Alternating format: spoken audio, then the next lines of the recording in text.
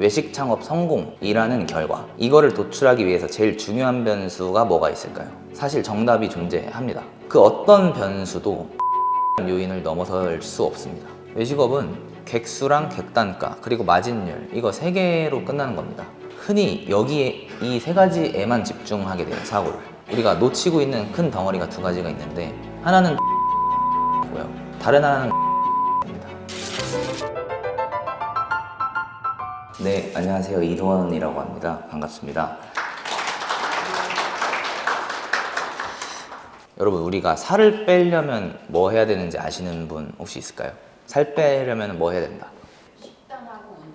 식단하고 운동이요. 이 식단하고 운동이라는 것에 모두가 다들 동의를 하실 겁니다. 굉장히 쉽게 답변이 나왔죠. 제가 똑같은 질문을 드릴 겁니다. 이번엔 다이어트가 아니라 외식 창업 성공이라는 결과, 이거를 도출하기 위해서 제일 중요한 변수가 뭐가 있을까요? 제가 질문을 드릴게요. 외식업 핵심 요인 중에 인테리어 들어가야 된다고 본다. 있으십니까? 난 마케팅이 들어가야 된다고 본다. 오, 마케팅이 훨씬 많습니다. 한 20명 되는 것 같아요. 아니다, 난 서비스는 들어가야 된다고 본다. 핵심이다. 서비스도 한 10분 계신 것 같습니다. 아니면 혹시 다른 의견 얘기해 주실 수 있는 분 있을까요? 컨셉이요. 마케팅하고 업종. 마케팅하고 업종이요. 근데 벌써 아까 다이어트 얘기할 때랑 비교해보면 뭔가 난잡해요. 좀 다이어트 때랑 사뭇 다릅니다. 다이어트는 운동 식단으로 70~80% 거의 간단하게 끝나는데, 외식업은 좀 다른 걸까요? 사실 이거를 도출할 수 있으면 외식업이 굉장히 쉬워집니다.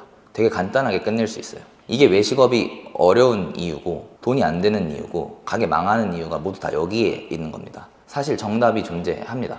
자, 똑같은 브랜드를 A 상권이랑 B 상권에 차릴 거예요. 다른 거는 사장님의 역량만 다른 겁니다. A 가게 사장님은 다 잘해요.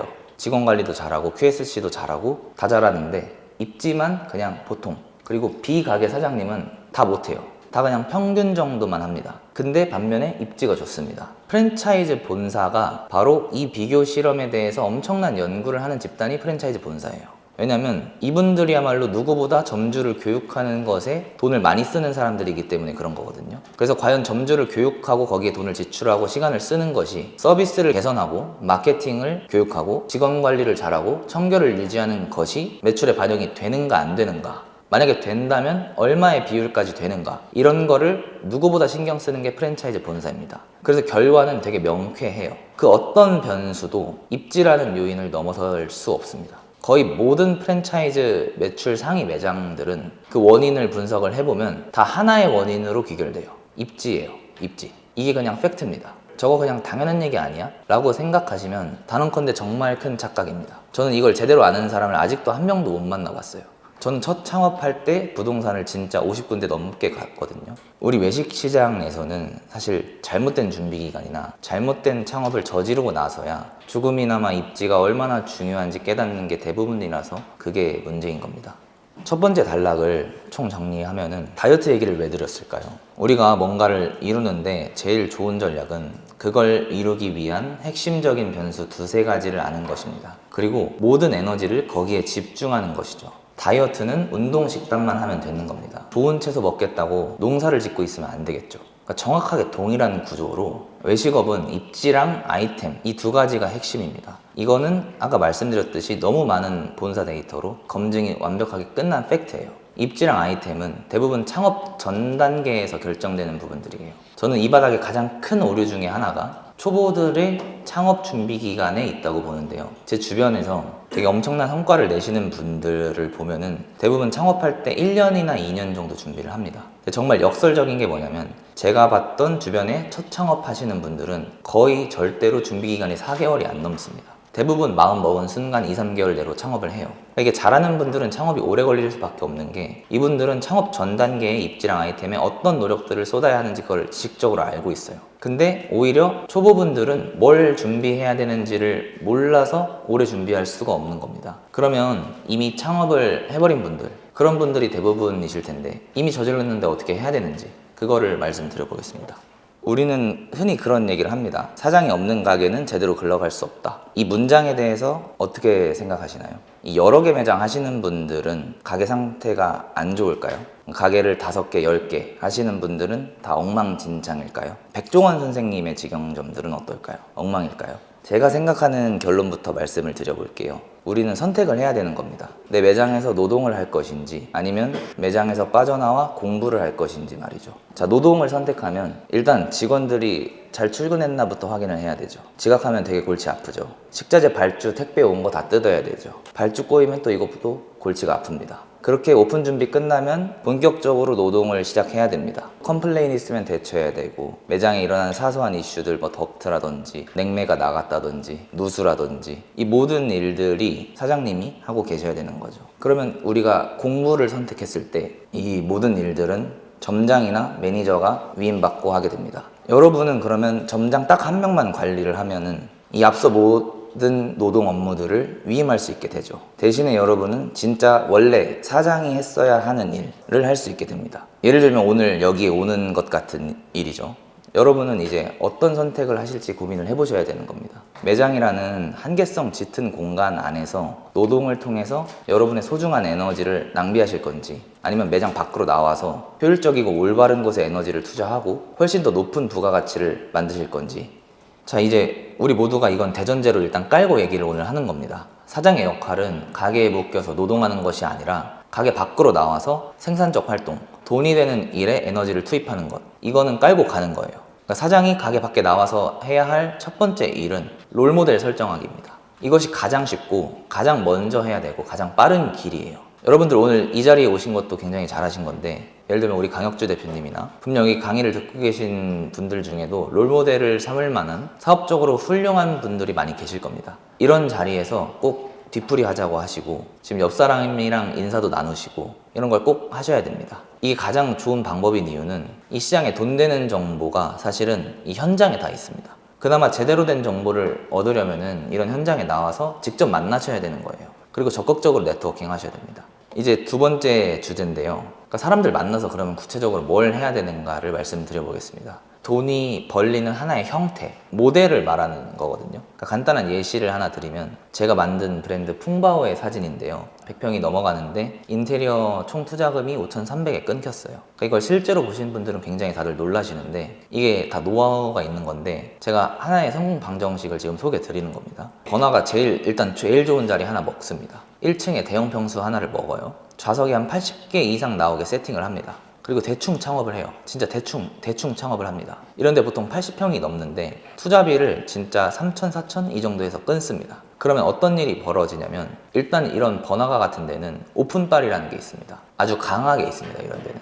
그래서 강한 오픈빨이 보통 3개월 지속이 되고, 약한 오픈빨이 뒤따라서 3개월 정도 됩니다. 우리가 주말을 한번 생각해 봅시다. 주말에 번화가 상권은 1층은 웬만하면 다 찹니다. 거의 전국적으로 그래요, 번화가는. 그러면 매출을 대략 계산을 해보면 이렇게 되는 겁니다. 우리가 객단가 35,000원 정도로 보수적으로 잡고 주말에 2.5회전 한다고 하면 700만 원 나와요. 그래서 주말만 해도 8일이면 5,600이죠. 그리고 평일은 그냥 80석이 다 안 찬다고 계산을 해서 150 정도 판다고 낮게 잡았어요. 이게 22일 곱하면 3,300만 원 나옵니다. 월 매출 합쳐면 8,900 나와요.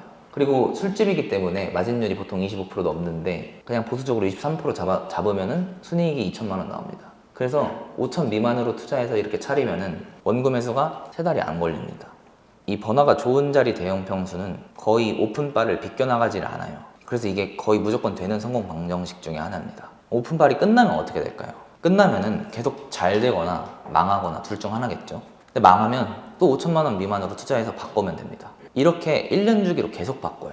이거는 여러분께서 아이디어를 참고할 수 있는 굉장히 많은 성공 방정식 중에 하나일 뿐이에요. 이 모든 정보는 오롯이 네트워킹에서만 나옵니다. 그러니까 이런 건 그 어디에서도 찾아볼 수 없는 내용이죠. 그래서 오늘 이 얘기를 계속 강조 드린 겁니다. 여러분의 현재 매장에도 적용할 수 있는 다양한 무수한 전략들이 있죠. 정리하면 이겁니다. 사람들 만나서 여러분이 얻어야 할 핵심 정보는 돈을 쉽게 버는 어떤 방식들에 대한 이야기입니다.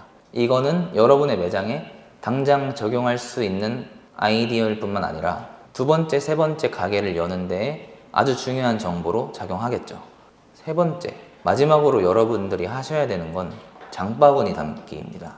오늘 이거는 꼭 외우고 가셔야 됩니다. 외식업 핵심 두 가지가 뭐였죠? 입지랑 아이템이었죠. 여기서 입지에 관한 얘기입니다.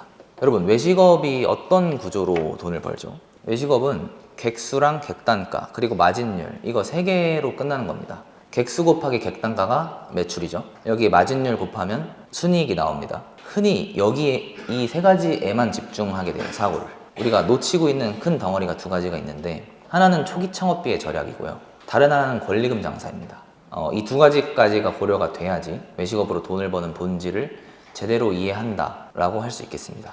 오늘은 권리금에 대한 이야기만 드릴 수 있을 것 같은데요, 시간상 핵심을 말씀드리면은 결국에는 부동산이랑 좀 친해야 되는 겁니다. 내가 지금 하고 있는 가게를 넘기고 싶을 때도 부동산의 역할이 굉장히 크고, 또 새로운 가게를 계약할 때도 부동산 역할이 크죠. 그래서 여러분 모두는 무조건 지역 내 핵심 부동산들과 밀접한 관계를 맺으셔야 됩니다. 특히 A급 상권에서는 더더욱 그래요. 보통 권리금이 다 붙어 있죠. 저는 권리금 없는 매장은 계약해 본 적이 없는데, 사실 매번 계약할 때마다 큰 돈을 벌었습니다. 그냥 임대차 계약만으로 1억을 번 적도 있어요. 이거를 되게 잘 고르려면 지역 내 핵심 부동산들과 꾸준히 소통하고, 좋은 매물 정보를 가장 빠르게 입수하고, 내가 관심 있는 매물들을 장바구니에 넣어놓고 있어야 된다는 겁니다. 그렇게 6개월에서 1년 정도를 하다 보면 그 중에 정말 마음에 드는 노다지 자리가 눈에 들어오게 됩니다. 꼭 이렇게 계약을 하셔야 돼요. 하나만 소개를 드리면 이런 경우가 있어요. 이 2번 케이스인데, 어떤 상권에 바닥 권리가 쫙 깔려있는 상권들이 있잖아요. 건물이 더 올라설 데가 없이 빽빽한 상권인데, 이상하게 한가운데에 폐자재가 쌓여 있다거나 뚱딴지같이 주차장 부지가 나와 있는 그런 데가 있어요. 이런 데 보면은 거의 법적인 문제가 있는 땅들이거든요. 그러니까 땅 주인이랑 건물 주인이랑 뭔가 문제가 있다거나 그런 경우들인데, 여기를 장바구니 넣어두시고 유심히 지켜보시면 언젠가는 건물이 올라가게 되어 있습니다. 이 경우에는 어떻게 되냐면 옆집, 앞집, 뒷집 다 권리금이 있죠. 그러면 여기도 신축이 올라가면은 1층은 권리금이 생깁니다. 그러면은 그 자리를 처음으로 계약하는 사람은 상권의 바닥 시세만큼의 권리금을 그냥 꽁으로 버는 거예요. 그래서 이거는 마치 청약이 당첨돼서 첫 입주하는 경우랑 비슷한 겁니다, 아파트. 저는 대전에서 복명동이라는 상권에 핵심지에 주차장 부지가 있길래 평소에 제 장바구니 넣어놨죠. 그런데 딱 건물이 올라가는 겁니다. 그래서 바로 거기 올라갈 때 현장 찾아가서 그날부터 커피를 돌렸어요. 현장 소장님부터 해서 커피 돌리고 친해지고, 그 다음에 건물주 만났죠. 그래서 제가 한 4개월 동안 따라다녔는데 PPT도 만들어가지고 건물주 앞에서 사업계획 발표까지 했어요. 그렇게 해서 결국 계약을 따냈죠. 중요한 거는 내가 관심 있는 매물들을 장바구니에 넣어놓고 계속 부동산이랑 소통하면서 지내야 된다. 사업을 하는 거는 내가 얼마를 투자를 해서 얼마의 기간 동안 원금 회수를 하고 또 얼마까지 지속적으로 돈을 버느냐, 이 싸움이잖아요. 넣은 돈을 돈 놓고 돈 먹기 하는 건데, 사업은 권리금에 대해서 아파트를 투자할 때 우리가 시세를 고려하는 것처럼 굉장히 노력을 하셔야 된다. 그게 몇 천만 원, 크게는 1억, 2억까지 왔다 갔다 하는 금액이기 때문에 이것만 잘 하셔도 사실상 시작을 이기고 들어가는 시작을 하실 수가 있어요. 그래서 이 관점을 꼭 탑재를 해보시길 바라겠습니다. 마지막으로 정리하면, 사장이 가게에 없어야 하는 이유, 역설적으로 좀 말씀을 드렸었죠. 사장의 책임은 노동하는 게 아니고 가치를 생산하는 것이다. 매장 밖에 나와서 돈이 될 만한 것을 생산하는 게 사장의 역할이다. 두 번째, 외식업의 핵심은 입지랑 아이템이었다. 입지 아이템 올인이다. 세 번째, 롤모델 설정하고 네트워킹 나와서 성공 방정식에 대한 정보를 얻어야 된다. 그리고 장바구니는 꾸준히 담아둬야 된다.